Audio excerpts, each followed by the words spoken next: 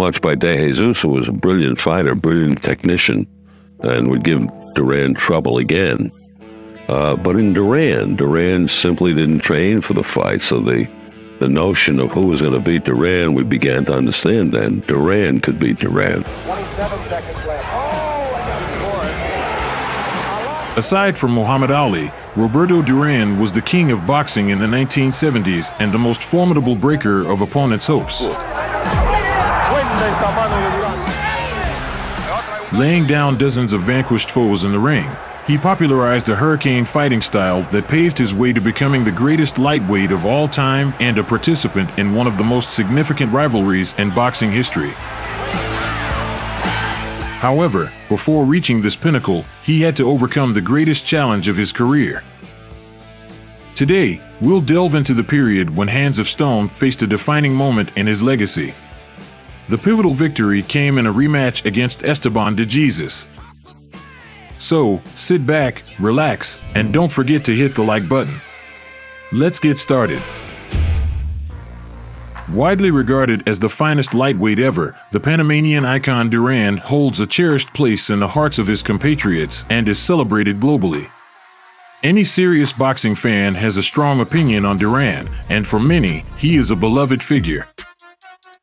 It's a fascinating debate. Who was the true standout of that incredibly talented decade, the greatest or Hands of Stone? Write your thoughts on this topic in the comments below the video. It will be interesting to read them. Duran's illustrious career spanned several weight divisions, with triumphs at 135, 147, 154, and remarkably, even at 160 pounds. On this day, 50 years ago, Duran, at or near his peak, achieved one of his most significant and legacy-defining victories.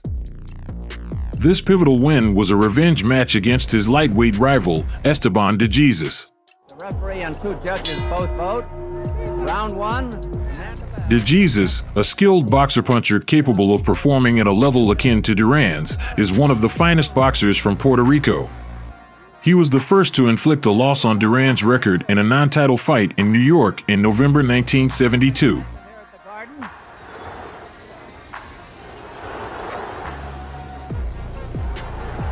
Heavily with that right hand. He's breathing in his pouch.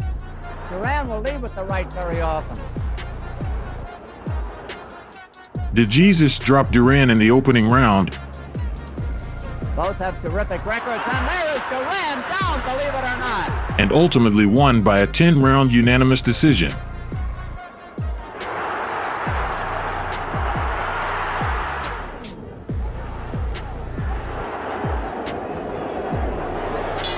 There it is, there's the final bell. With both fighters claiming dominance at 135 pounds and each boasting an identical 41-1 record, the highly anticipated rematch took place in Panama City, under the oppressive heat of 100 degrees. The venue was packed with 15,000 fans, all fervently supporting their national hero. For Duran, winning this fight was imperative. The bout was another intense clash, with both fighters enduring a grueling battle. Just like in their first encounter, Duran was knocked down in the opening round by a left hook from De Jesus.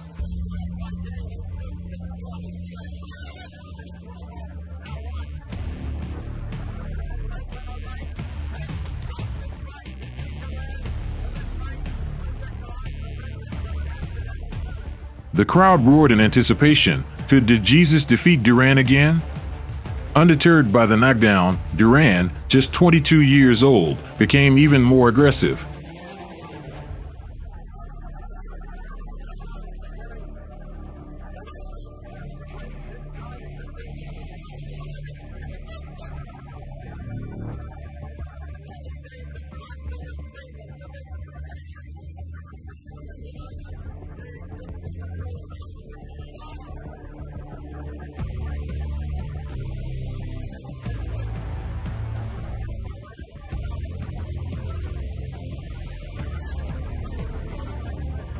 Despite being hurt by Duran's powerful combinations, De Jesus responded with impressive counterattacks.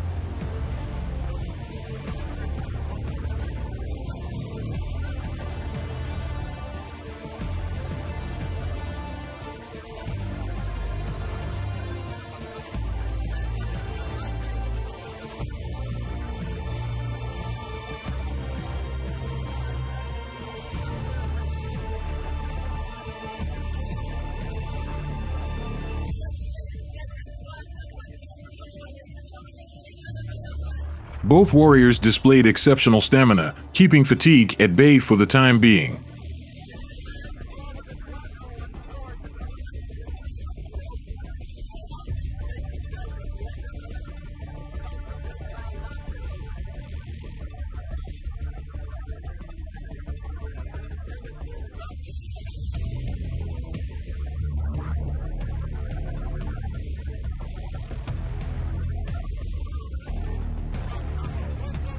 The fight was a showcase of skill, toughness, and relentless determination.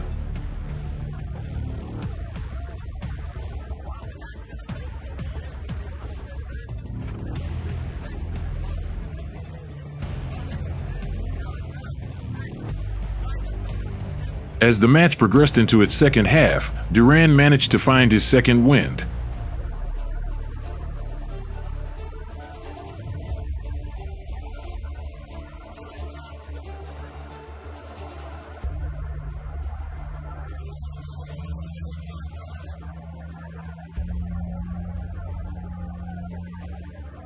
Furious and driven, Duran was incensed by De Jesus' tactics and his ability to make Duran miss and counter effectively.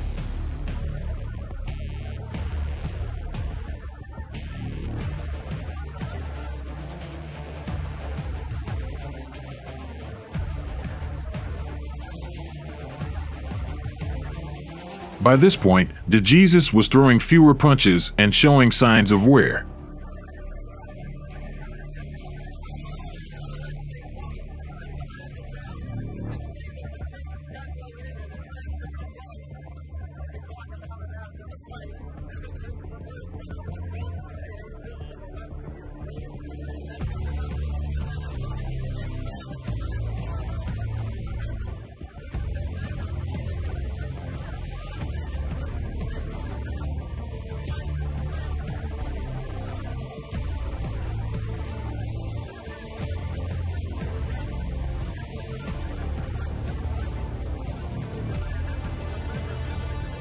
Duran relentlessly targeted the body, gradually breaking down De Jesus.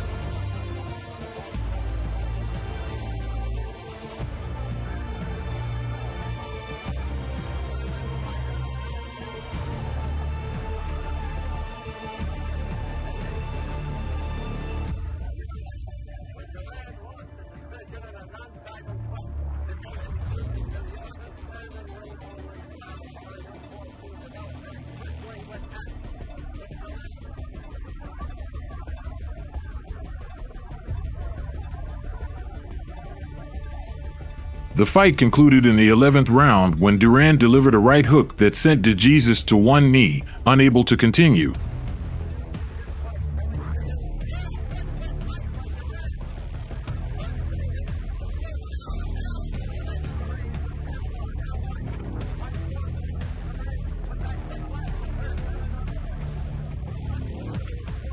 The bout was over. It was one of the greatest lightweight fights in history, testing both men profoundly and elevating the reputations of both legends. Ahí lo están presentando Esteban De Jesus de Puerto Rico, pesó. Their rubber match occurred in 1978, with Duran securing a victory by 12th round TKO. Buena otra vez. De lo que lleva atrás el boricua. Asalto interesantísimo este. Y hoy los tenemos por tercera vez. Buena esa por nocaut. Ahí va la repetición. Buena. Y cayó por... Le están contando el combate luego de una cuenta de protección. Ahí va Duran, la derecha por Duran. Está en malas condiciones el boricua. Y no se defiende. Lo va a matar, por favor.